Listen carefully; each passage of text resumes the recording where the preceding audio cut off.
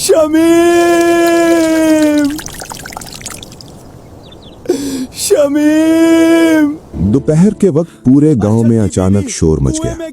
अरशद की बीवी कुएं में गिर गई, जल्दी निकालो इसे। सांस चल रही है या नहीं? लोग दौड़ते हुए गांव के पुराने कुएं की तरफ भाग रहे थे। धूप इतनी तेज थी कि जमीन जल रही थी, मगर उस वक्त किसी को गर्मी का एहसास नहीं था। कुएं के पास एक आदमी पागलों की तरह चीख रहा था, शमीम, शमीम। वो अरशद था। उसकी आंखें सुर्ख थीं, हाथ कांप रहे थे और कपड़े मिट्टी से भरे हुए थे। दो आदमियों ने बड़ी मुश्किल से एक बेहोश औरत को कुएं से बाहर निकाला। उसके बाल पानी से भीगे हुए थे, चेहरा जर्द पड़ चुका था। गांव की औरतें चीखने लगीं, हाय अल्लाह, मर न गई हो। अरशद फौरन उसके पास घुटनों के बल बैठ गया। शमीम, आंखें खोलो, खुदा के लिए आंखें खोलो। चंद लम्हों बाद औरत ने आहिस्ता से आंखें खोली। सबने सुकून का सांस लिया, मगर अगले ही लम्हे वो औरत डरी हुई नजरों से अरशद को देखने लगी। कौन है? आप कौन है? वो जुमला सुनते ही जैसे वक्त रुक गया। अरशद का चेहरा सफेद पड़ गया। शमीम, मैं हूँ अरशद। औरत घबराकर पीछे हट गई। मैं आपको नहीं जानती। पूरा गांव खामोश हो गया, सिर्फ तेज हवा की आवाज सुनाई दे रही थी। शमीम को घर लाया गया। गांव की औरतें उसके इर्द गिर्द बैठी थीं। कोई पानी पिला रहा था, कोई दुआ पढ़ रहा था, कोई कह रहा था कुएं में गिरने से दिमाग पर चोट लग गई होगी। मगर अरशद खामोश बैठा था। उसकी नजरें सिर्फ अपनी बीवी पर थीं। वही शमीम जिसके साथ उसने 7 साल गुजारे थे, जिसके साथ गुर्बत देखी थी, जिसके साथ भूख बर्दाश्त की थी। मगर आज वही औरत उसे अजनबी समझ रही थी। रात हुई। घर के बाहर नीम के दरख्त के नीचे अरशद अकेला बैठा था। उसका छोटा बेटा हमजा आहिस्ता से उसके पास आया। अब्बू, अम्मी ठीक हो जाएंगी ना? अरशद ने फौरन अपने आंसू पोंछ लिए। हाँ बेटा, हो जाएंगी। मगर उसकी अपनी आवाज में यकीन नहीं था। अगले दिन से अजीब चीजें शुरू हुईं। शमीम घर की हर चीज पहचानती थी, चूल्हा, सिहन, अलमारी, हत्ता के पड़ोस की औरतों के नाम भी। मगर जैसे ही अरशद सामने आता, उसके चेहरे पर खौफ आ जाता। इस आदमी को मेरे करीब मत आने दो। ये सुनकर अरशद अंदर से टूट जाता। गांव वालों ने तरह तरह की बातें शुरू कर दी। किसी साए का असर है, कुएं में जिन रहते हैं। ये आम बीमारी नहीं। एक दिन अरशद उसे शहर के डॉक्टर के पास ले गया। डॉक्टर ने काफी देर चेक करने के बाद कहा, याददाश्त जुज़वी तौर पर मुतासिर हुई है। कभी कभी दिमाग किसी एक शख्स को भूल जाता है। वापसी पर पूरी गाड़ी में खामोशी नहीं। शमीम खिड़की से बाहर देखती रही। अरशद बार बार उसे देखता रहा। उसके दिल में सिर्फ एक सवाल था, आखिर मुझे ही क्यों भूली? दिन गुजरते गए। शमीम पहले की तरह घर का काम करने लगी। सुबह सहन में झाड़ू देती, दोपहर में रोटियां बनाती, शाम को बच्चों के कपड़े धोती। मगर अरशद के लिए उसके दिल में कोई पहचान नहीं थी। वो उससे नजरें चुराती थी।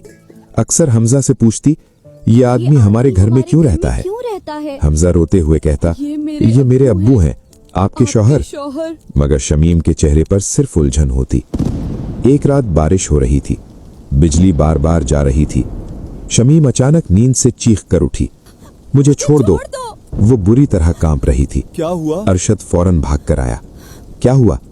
शमीम उसे देखते ही मजीद डर गई। तुम वही हो? अरशद रुक गया। कौन? शमीम ने सर पकड़ लिया। मुझे कुछ याद नहीं, मगर ख्वाब में तुम मुझे धक्का दे रहे थे। ये सुनकर अरशद के कदमों तले जमीन निकल गई। मैं? शमीम रोने लगी। मुझे सिर्फ पानी याद आता है, अंधेरा और तुम्हारा चेहरा। उस रात अरशद सो न सका। अगले दिन उसकी बूढ़ी माँ ने आहिस्ता से कहा, बेटा सच क्या है? अरशद चौंक गया। क्या मतलब? माँ ने गहरी नजर से उसे देखा। शमीम यूं ही तुमसे नहीं डर रही। अरशद फौरन बाहर निकल गया, मगर उसके दिमाग में पुरानी बातें गूंजने लगीं। 2 महीने पहले शदीद गुर्बत, कर्ज, रोज रोज के झगड़े और एक रात शमीम का कहना, मैं लोगों के घरों में काम कर लूंगी, मगर हराम का पैसा घर में मत लाना। अरशद ने गुस्से में उसे थप्पड़ मार दिया था, पहली बार। शमीम बहुत देर तक रोती रही थी। उस दिन के बाद दोनों के दरमियान खामोशी आ गई थी। फिर एक और सच था, जिसे अरशद ने किसी को नहीं बताया था। कुएं वाले दिन उन दोनों में झगड़ा हुआ था, बहुत बड़ा झगड़ा। शमीम ने गुस्से में कहा था, एक दिन तुम मुझे मार दोगे, और अरशद ने गुस्से में उसका बाजू जोर से पकड़ा था। इसी धक्कम पेल में वो फिसल कर कुएं में गिर गई। ये हादसा था या कुछ और? ये सवाल अब खुद अरशद को भी खाने लगा था।